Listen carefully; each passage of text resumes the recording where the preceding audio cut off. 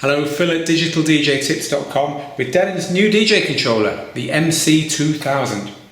This is designed specifically to work with Serato DJ intro software, which is beginner DJ software, which is very easy to get going on. The whole premise of this controller is it's plug and play, really simple to get DJing using this and what's in the box. So what is in the box? Well, you get the controller, you can see, hopefully you can see, certainly here if I give it a bang, it's a solid metal, really nicely designed item. It's not plasticky or cheap feeling, it's nothing but pro feeling, and if you're looking for something that you can just do the basics on but that isn't going to let you down quality wise, you've found it here. It's easily the nicest entry level controller out there.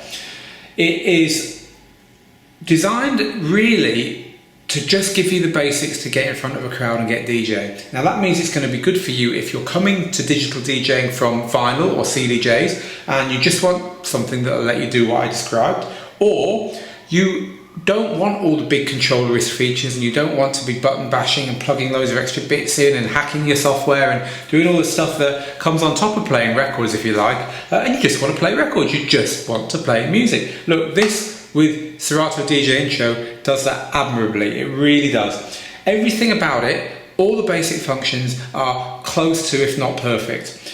The jog wheels perform brilliantly, absolutely brilliantly. If you're coming to this from vinyl, I promise you're going to forget that you're manipulating computer files using digital wheels so quickly, it's unbelievable. You'll just be kind of, yeah, I'm happy with that. You have your headphones on, you'll be queuing up, setting your cue. You will be doing it so quickly. They are so intuitive and so nice. The faders for pitch, 100th of a BPM, no problem. You can just change the minutest change. So if you're used to manual beat matching, you just want to ride the beats, you just want to play two tracks, have a fade between them, everything is exactly how you'd expect. It really is very easy to get going on it.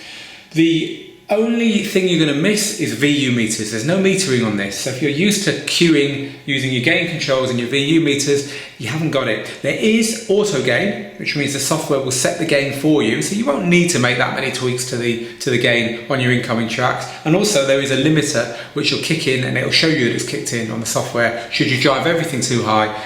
But I miss VU meters. They're not even in the software, so they're not even on the screen either. Just not there. I think that's an omission. Apart from that though, it has got all the basics nailed. As well as the basics, it's got these sections here. Now I'll show you one of them up close. So what we have in this section is hot cues, 4 hot cues. We have a sampler. Press the sample button, suddenly you've got 4 samples. They're only simple, but they're there. We have looping. Manual looping, in-out points, just like on a CDJ, but also auto looping, where it'll just loop to a factor of the current BPM, so 1 beat up to 8 beats. You can't do fractions of a beat and you can't do like multiple bars, like 8 bars for instance. The most you can do is 2 bars with that.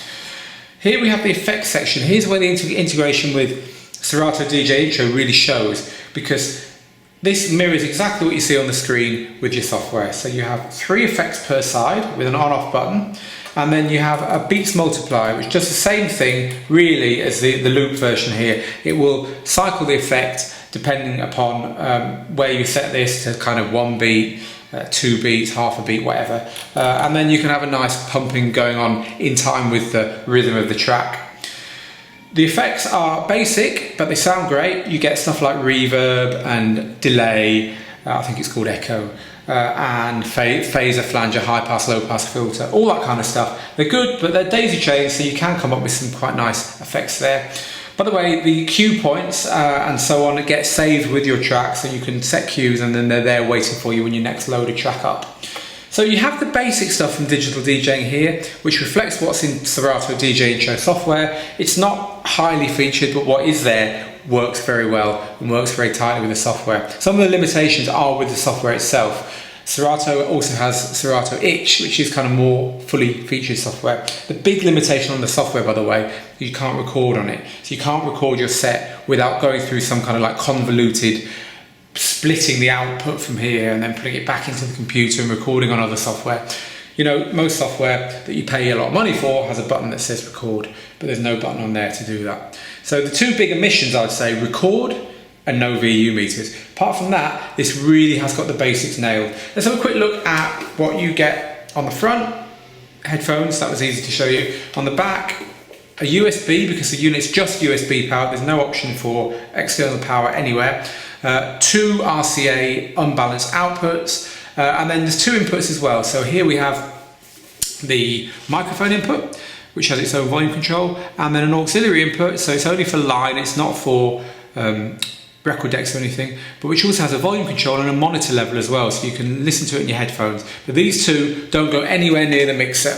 They're just routed straight to the output. So they're not for like third decks and stuff, but they're for having a backup source or plugging another DJ in, or using a microphone to announce the odd thing while you're DJing.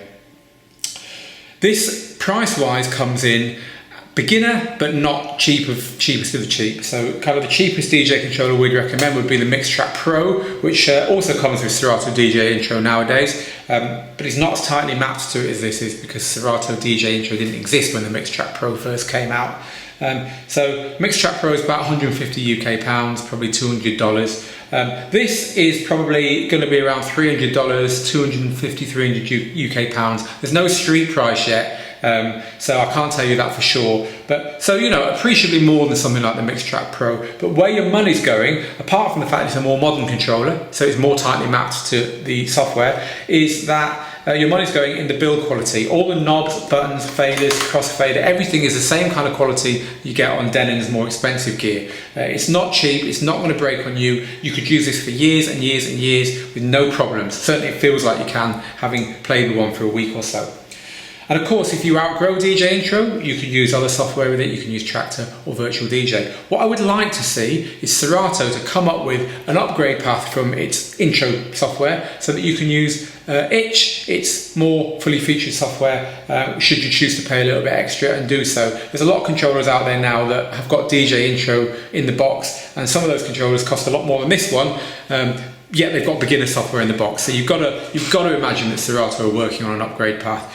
Upgrade this to Serato Itch so that you've got more effects, better looping. They're the 2 big things, and the ability to record. And apart from that lack of VU meters, I think it's pretty much the perfect Serato controller if you just want to play music.